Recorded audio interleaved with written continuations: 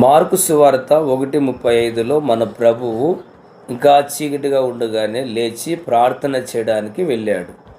ఒక గొప్ప దైవజనుడు బిల్లీ సండే అనే వ్యక్తి తన గురువుని అడిగాడంట.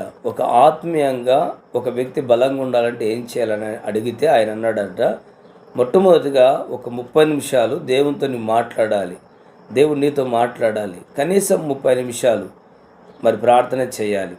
ఒక 15 నిమిషాలు నీ బైబిల్ గ్రంథాన్ని ప్రతిరోజు చదవాలి.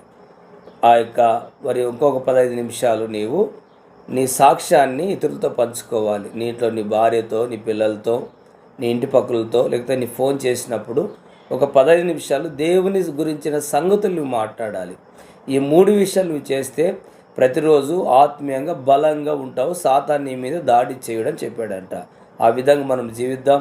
30 నిమిషాలు ప్రార్థన, 15 నిమిషాలు వాక్యము, 15 నిమిషాలు దేవుని గురించి మాట్లాడదాం.